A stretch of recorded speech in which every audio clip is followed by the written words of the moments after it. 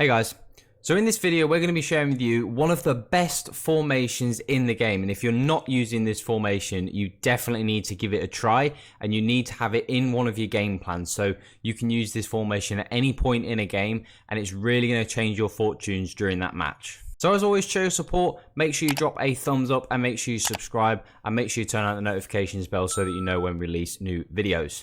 So that formation is, of course, as you can see, the 4-3-3 false 9. Now, again, we have a lot of great formations, a lot of formations that we like to use, but this is always one of the most consistent. Like the 4-2-2-2, like the 5-2-1-2. This is a formation that we always just like to go back to. I've had a little bit of a rough patch recently playing FIFA, you know, win some games, lost some games, but certainly lost more than my fair share. Maybe just not playing the game a whole lot at the moment. But when I've been getting back into playing, I've just switched into this formation and just had a lot of good fortune and just trying to really just enjoy playing the game and not really been too bothered about the results. You know, with Team of the Season coming up, that's when it's going to be really sweaty. So kind of just starting to get back into playing the game a lot more. But I've been having a lot of fun with this 4-3-3 false 9. So let's dig into those tactics and instructions. So starting off with the tactics for this 4-3-3-5, and I really just like the blend. I really just found a good blend straight off the bat. You know, this was one of those instances where with formations, you know, I need to tweak tactics and instructions to be able to find the right balance and then present it obviously to you guys on YouTube. But this was one of those formations that this was really a first draft. I just came up with these tactics, just tried this straight away and it just clicked. And it's one of the first times it's ever really happened for me. So I went on the pressure on the heavy touch on the defensive style. You know, worked very, very well. Obviously, very, very sweaty when you play super sweats. But, you know, generally speaking, this was very, very effective. You know, I managed to press a lot of people into mistakes in the right moments without exposing myself. And obviously, had some really good success with that. And then the depth on 65. The reason I went so high in the depth was obviously I like to control games. So I like to have a lot of possession. You know, my pass accuracy is generally very, very good. So I don't really give the ball away. I don't turn the ball over too much. And obviously that press allows me to win it back quite quickly. So when you have a lot of possession and you dominate the ball and you really, you know, clever with your passing, you don't give it up too much, you don't try too many crazy passes and you know, too many unsuccessful passes, you know, you can afford to have that depth because you're not going to get countered too much. You know, you're going to have the ball more often than not and your opponent's just going to panic anytime he gets the ball because he knows if he loses the ball, you're just going to dominate possession for the next 5-10 minutes in game. So high depth really, really works if you're someone that likes to control the game like we do. And then I actually went for the balance of slow build up and balanced. And this worked very, very well. And it's because our instructions, especially offensively, you know, the reason why at the moment I'm not a huge fan of using things like fast build up or things like direct passing is because especially, I don't know if it's a patch that's come in, but it just feels like it really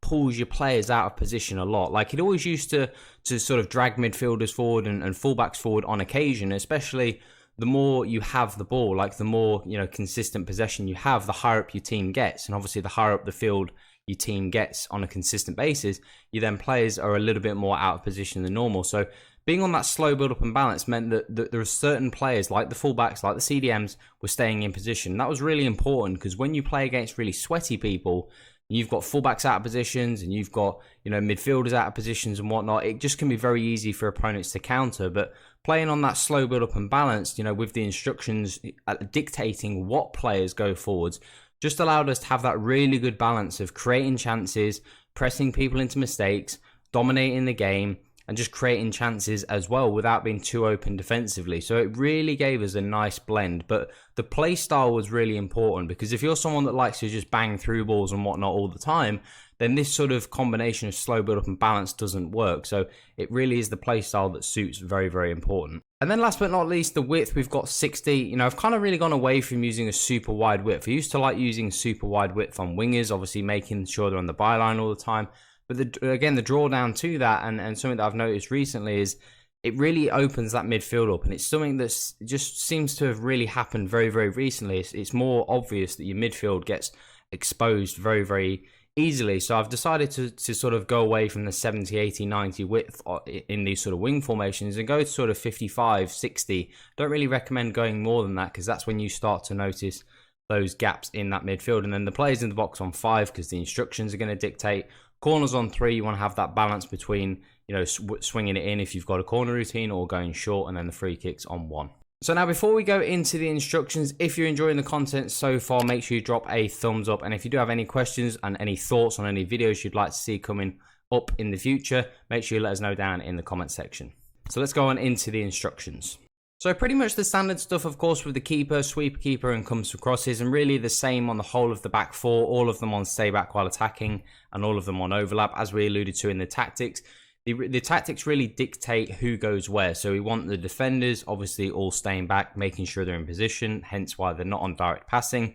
And of course then the attackers want to be getting forward in the right moment as well. But with that being said, the CDM, we're going to be using SEN, of course, on cut passing lanes, on drop between defenders, and cover center. And drop between defenders is really important, and this is something that it generally only works in this single CDM formation. So formations that have one DM, like 4-1-2-1-2 narrow, works really, really well. The drop between defenders, because it allows, what we want is you want sort of that 5-5 split in formations like this, meaning the two midfielders, the centre forward, and the two wingers go forwards, and then the CDM and the back four stay back. So we really have that 5-5 split for outfield players. And when we have the CDM on drop between defenders, and this is a really good tip for anyone that's a really aggressive defender, is when you're attacking, that CDM drops in, so it's almost like a back five.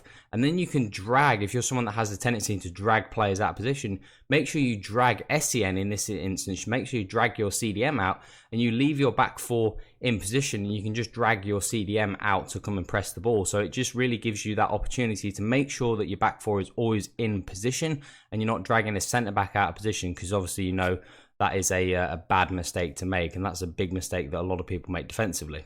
Then moving on to the two outside midfielders. Now, really, you want proper box-to-box midfielders. Ideally, you probably want slightly more offensive-minded midfielders. That doesn't necessarily mean you want attacking midfielders that can't defend, have got bad physical. You do want sort of box-to-box midfielders, but guys that can, you know, attack and defend, but generally have a little bit better attacking qualities, because these guys are really important. They make runs beyond the centre forwards. They really get involved in the build-up play, whether that be passing, whether that be dribbling, whether that be shooting. They definitely get a lot of opportunities, especially with cutbacks.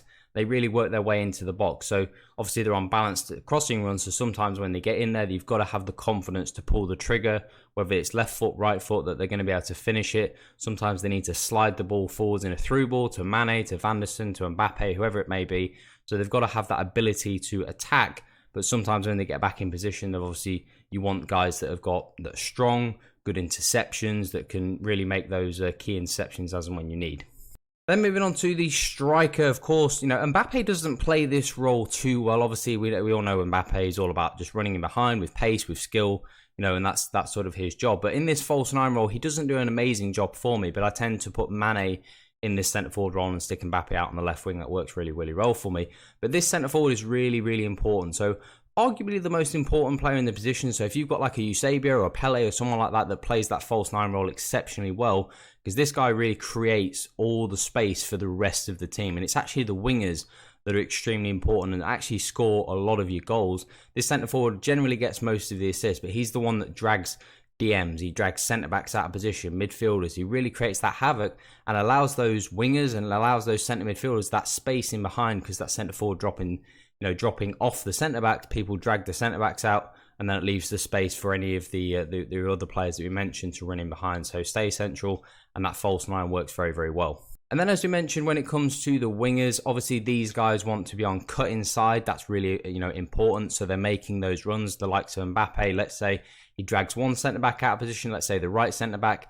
Mane wants to be on cut inside and get in behind, so he can now run into that space in behind that centre-back that's being dragged out by Mbappe. And of course, the get into the box is important. So when you're looking for those cutbacks, that Fofana, that Thuram, that Mane, that Mbappe, all four of those guys are getting in the box. And then you've got the cover of SEN in the back four, because of the instructions and the tactics. Those guys are staying back, so you don't really notice being countered too often. Yes, people can get at you because you don't have any midfielders, but you just drag SEN out, slow the attack down, let the rest of the team get back in position. And then generally, as long as you're not aggressive, you don't concede any goals. So that is it for this formation, and this was a killer formation. This just blend of tactics and instructions. Like I said, it doesn't happen very often where I just put tactics and instructions together whilst I'm trying to find what works before sharing it to YouTube. This just worked straight off the bat, and I just thought, you know what, this doesn't need any tweaking, this doesn't need any changing. I'm just going to show the guys immediately, and this is just such a winner, such a great formation, such a good set of tactics, and just really suits that style of play if you're someone that likes to have lots of possession. If you don't like to play the typical meta and pace and all that, and all the broken mechanics, if you want to just leave all that behind and just have fun playing football, this is just a great formation. So I really recommend you use this one. So as always, show your support. Make sure you do drop a thumbs up on the video. Make sure you subscribe and make sure you click that notifications bell so that you know when we release new videos. And if you want to ask us any further questions, make sure you join our Discord. The link to that is down in the description. So thanks for watching. I'll see you in the next one.